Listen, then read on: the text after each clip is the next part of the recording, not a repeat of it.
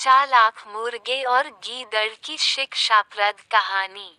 एक गांव में एक मुर्गा रहता था। वह रोज सुबह बांग देकर गांव वालों को जगाया करता था। एक दिन एक गीदड़ कहीं से घूमता हुआ गांव में आ गया। जब उसने मुर्गे को देखा, तो उसकी लार टपकने लगी। वह सोचने लगा, वाह, क्या शानदार मुर्गा है।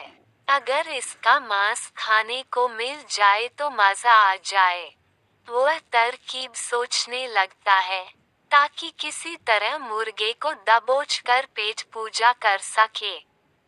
उसने मुर्गे को बहला फुसला कर अपने काबू में करने का निश्चय किया और उसके पास पहुंचकर बोला, मित्र, मैं तुम्हारी आवाज सुनकर तुम्हारे पास आया हूँ। तुम्हारी आवाज बहुत ही सुरीली है। कानों में मिश्री घुल जाती है। मन करता है दिन भर सुनता रहूं। क्या तुम एक बार मुझे अपनी सुरीली आवाज सुनाओगे? मुर्गे की कभी किसी ने इतनी प्रशंसा नहीं की थी। वह गीदड़ की बात सुनकर मुर्गा खुशी से फूला नहीं समाया और उसे अपनी आवाज सुनाने के लिए जोर जोर से कूक डू कूक करने लगा। गीदड़ इसी फिराक में था। उसके देखा कि मुर्गे का ध्यान उसकी ओर नहीं है। इसलिए अवसर पाकर उसने मुर्गे को अपने मुंह में दबा लिया और जंगल की ओर भागने लगा। जब वह जंगल की ओर भाग रहा था, उस समय गांव वालों की दृष्टि उस पर पड़ गई। वे लाठी लेकर उसे मारने के लिए दौड़े।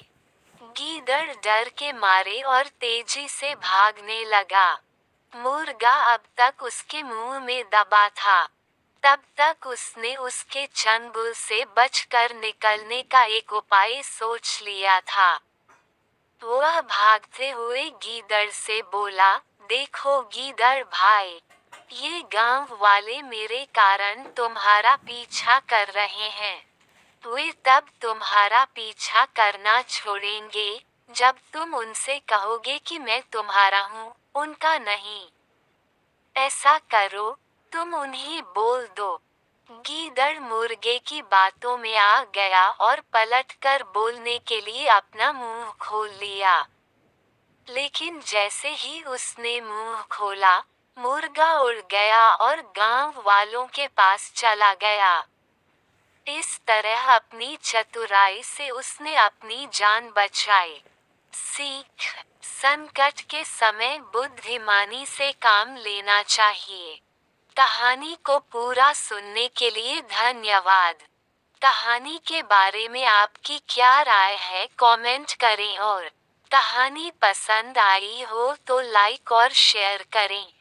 और यदि चैनल पर पहली बार आए हैं तो चैनल को सब्सक्राइब करें।